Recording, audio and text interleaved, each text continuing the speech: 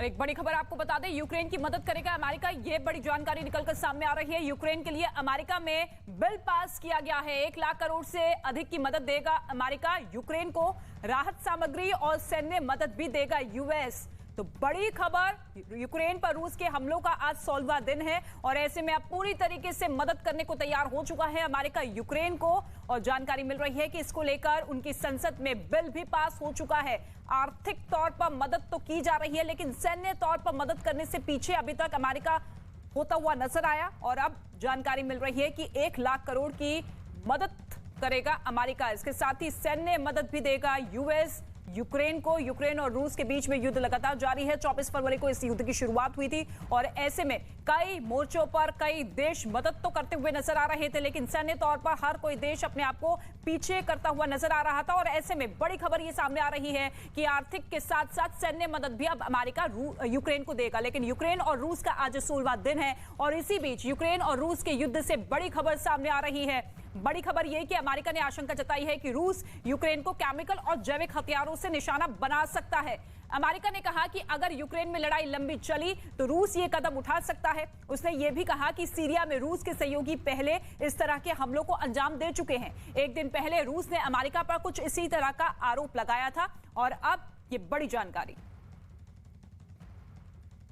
They have a history of using chemical and biological weapons, and that in this moment we should have our eyes open for that possibility.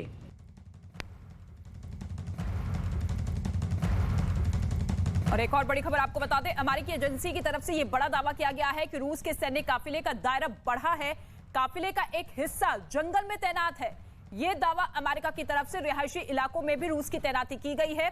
रूस की सेना का दायरा लगातार बढ़ता हुआ दिखाई दे रहा है। सैटेलाइट तस्वीर जारी करते हुए यह दावा किया गया है कि की ओर बढ़ रहा है रूसी काफिला, जिसकी तस्वीर भी जारी की गई है। रूस का 64 किलोमीटर लंबा वो काफिला फैला हुआ है, जिसकी तस्वीर भी हमने आपको दिखाई थी कि किस तरीके से लगातार रूस की सेना आगे बढ़ती हुई नजर आ रही है। और अब ये बड़ा दावा तस्वीर के जरिए अमेरिकी एजेंसी की तरफ से कि रूस के सैन्य काफिले का दायरा जो है लगातार बढ़ता हुआ नजर आ रहा है और इसी काफिले का एक जो दस्ता है वो जंगल में तैनात है। इसके साथ ही रिहायशी इलाकों को भी टारगेट रूस की सेना करती हुई नजर आ रही है। सैटेलाइट तस्वीरें कुछ और जारी की गई है अमेरिकी एजेंसी की तरफ से, जिसमें यह कहा गया है कि रूस का काफिला किस तरीके से बढ़ता हुआ राजधानी कीव को घेरता हुआ आगे बढ़ रहा है।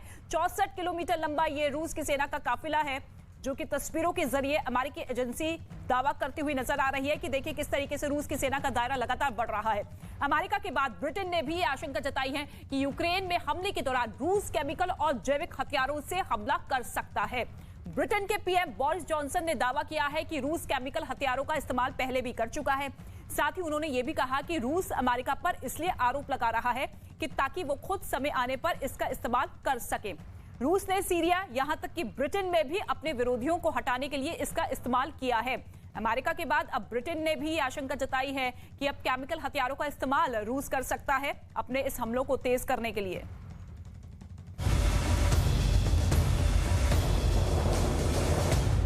यूक्रेन के मुताबिक रूस अलग अलग शहरों में मिसाइलें दाग रहा है, तो वो भी पलटवार करने में पीछे नहीं है।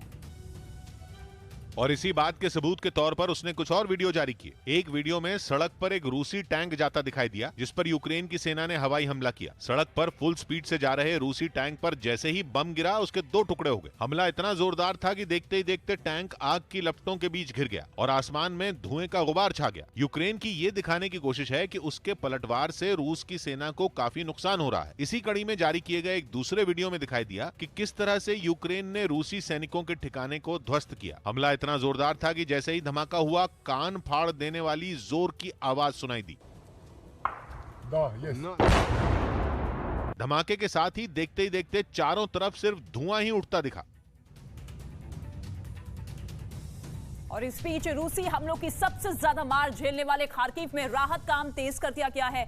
वहां यूक्रेन की सेना के साथ मिलकर बचाव दल के लोगों ने इलाके में मौजूद उन मिसाइलों को इकट्ठा करना शुरू कर दिया है जिनमें धमाके नहीं हुए थे। लेकिन शहर की सड़कों में धसी इन मिसाइल और बमों का खौफ बरकरार था, जिसे मिटाने के लिए यूक्रेन के जवानों और राहत कर्मियों ने मिलकर उनके पुर्जे वहां से हटाए। खार्किव उन इलाकों में शामिल था जहां रूस की सेना पर सबसे ज्यादा हवाई हमले करने का आरोप लगा।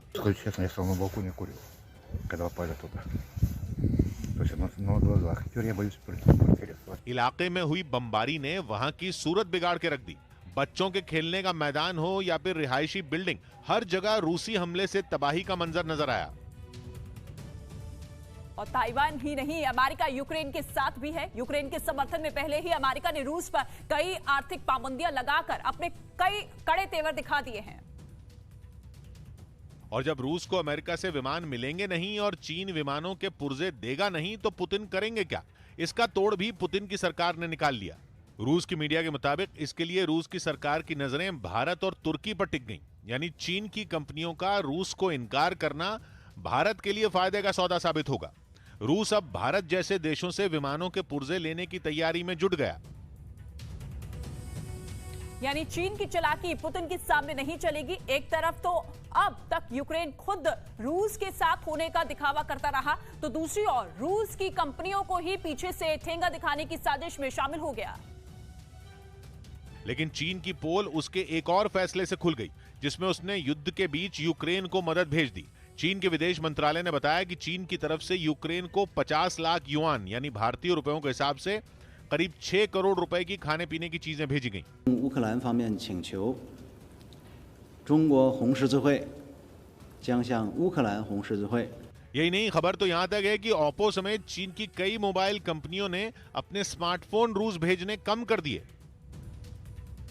और ऐसी ही तस्वीरें मारिउपोल शहर में हर तरफ दिखाई दी। हालांकि रूस के हमलों के डर से वहां की आधी से ज्यादा आबादी शहर छोड़कर चली गई है, लेकिन जो लोग वहां पर बचे हुए हैं वो रूस के हमले के खौफ में जी रहे हैं।